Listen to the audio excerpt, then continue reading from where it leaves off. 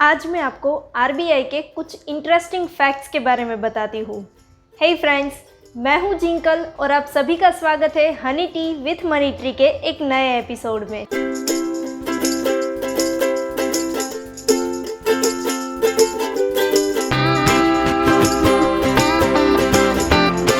RBI यानी reserve bank of India, उसका establishment अप्रैल 1935 में हुआ था।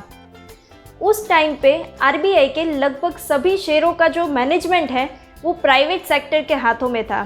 तो उसे रोकने के लिए करीब आज़ादी के बाद जनवरी 1949 में आरबीआई का राष्ट्रीयकरण किया गया। स्टार्टिंग में वो कोलकाता में थी, बाद में अभी वो मुंबई में है। आरबीआई भारत की केंद्रीय बैंक है। जैसे आमतौर पर अन्य बैंक अपने ग्राहकों के लिए जो कार्य करती है, ठीक वैसे ही उन सभी बैंकों का मैनेजमेंट जो है वो आरबीआई करती है।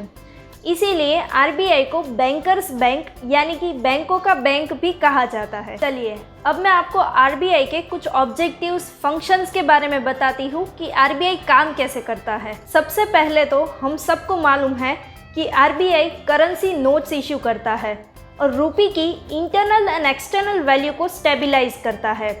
इसके अलावा वो फॉरेन एक्सचेंज का भी मैनेजमेंट करता है और हमारी एग्रीकल्चर एंड इंडस्ट्रियल फाइनेंस को भी प्रॉपर्ली अरेंज करता है। हम सबके पैसे बैंक अकाउंट में सेफ रखता है और इंटरेस्ट रेट को भी रिजनेबल रखता है, ताकि प्राइस एंड इंटरेस्ट रेट दोनों को वो अच्छे से मैनेज कर सके। तो इसी तरह आरबीआई एक मनी मार्केट डेवलप करता है और हमारी इकोनॉमिक ग्रोथ को बढ़ाता है। अब मैं आपको आरबीआई के कुछ इंटरेस्टिंग फैक्ट्स के बारे में बताती हूँ जो शायद ही आप में से कुछ लोग जानते होंगे। भारत में फाइनेंशियल ईयर अप्रैल से मार्च का होता है, लेकिन आरबीआई का फाइनेंशियल ईयर जो है वो 1 जुलाई से चालू होकर 38 जून को समाप्त होता है। आरबीआई करेंसी नोट्स इश्यू करता है, जैसे कि 50 रुपए की नोट, 100 रुपए की, 500 रुपए की, 2000 की, ऐसी सारी। लेकिन 1 रुपए की नोट और जो भी हमारे कॉइन्स हैं वो मिनिस्ट्री ऑफ फाइनेंस इश्यू करता है। आरबीआई का एक रूल है कि यदि 1 रुपये से लेके 20 रुपये की नोट जो है वो 50% से कम फटी हुई है तो आपको सामने उतनी ही वैल्यू देता है, लेकिन अगर 50% से ज़्यादा फटी हुई है तो वो सामने कुछ नहीं दे सकता। भारत के अलावा आरबीआई अन्य 2 देशों में, पाकिस्तान और म्यांमार में सेंट्रल बैंक की भूमिका निभा चुका है। आप सबने देखा होगा कि हमारी करेंसी नोट पे आरबीआई के गवर्नर की सिग्नेचर होती है। ये किस लिए होती है? इस सिग्नेचर का मतलब है कि इंडियन गवर्नमेंट देश की जनता को करेंसी नोट की जो भी वैल्यू है उसी के मुताबिक चीज़ें खरीदने की अथॉरिटी देता है। जनरली हम सबको दूसरे लोगों की सैलरी जानने में बहुत इंटरेस्ट होता है, राइट? सो आई थॉट कि let me share RBI governor salary with you. RBI के गवर्नर की मंथली इनकम करीब 2,50,000 रुपीज़ है। ये हम सबको सुन के बहुत ज़्यादा लग रही होगी, बट आई थिंक आरबीआई के गवर्नर का जो भी एजुकेशन है, उसका एक्सपीरियंस है, उसके मुताबिक शायद उसकी कम सैलरी है। एनीवेज, आप सबको एक और भी क्वेश्चन दिमाग में आता होगा कि आरबीआई के पास इतनी अथॉरिटी है कि वो जितना चाहे उतना पैसा करेंसी जो है वो इश्यू कर सकती है, तो इतनी करेंसी क्यों इश्यू नहीं करती कि हमारे देश की गरीबी दूर हो जाए? चलिए इसका भी मैं आपको आंसर बताती हूँ। ऐसा इसलिए नहीं हो सकता क्योंकि इससे इन्फ्लेशन बढ़ जाएगा, महंगाई और भी बढ़ जाएगी। अब आप ही सोचिए, आप कभी कोई चीज़ें खरीदने जाते हो तो आपके पास जितने पैसे हैं उसी के मुताबिक आप चीज़ें खरीदते हो, राइट? अभी आपके पास अनलिमिटेड पैसे आ जाए तो आप क्या करोगे? चीज़ें खरीदने में आपका खुद का भी कंट्रोल नहीं रहेगा, तो इससे डिमांड जो है वो चीज़ों की और भी ज़्यादा बढ़ जाएगी, लेकिन सामने सप्लाई जो है वो कम होती जाएगी, तो चीज़ों के भाव भी ज़्यादा बढ़ते जाएंगे, महंगाई और भी बढ़ जाएगी। अभी ऐसा सब कुछ होने लगा तो कोई पढ़ेगा ही नहीं, किसान खेती नहीं करेगा, इन शॉर्ट सारे इंसान सारे काम छोड़ देंगे, तो सिचुएशन जो है वो और भी बिगड़ती जाएगी। हिस्ट्री में 2 देशों ने ऑलरेडी ये कर लिया है। पहला किया था जर्मनी ने। उसके वर्ल्ड वॉर के दौरान वहाँ की इकोनॉमिक सिचुएशन जो भी थी उसे कंट्रोल में लाने के लिए गवर्नमेंट अपने देश के लोगों को पैसे बांटने लगी थी। और दूसरा देश है जिम्बाब्वे।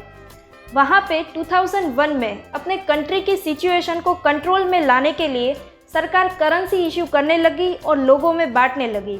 इससे क्या हुआ? इन्फ्लेशन और भी बढ़ गया, महंगाई और भी बढ़ गई।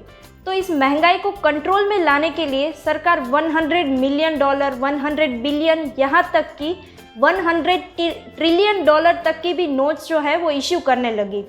वहाँ की महंगाई और भी बढ़ती ही गई। ब्रेड, दाल, रोटी, सब्जी, अंडे, इन सारी चीज़ों का जो भाव है वो और भी बढ़ता गया।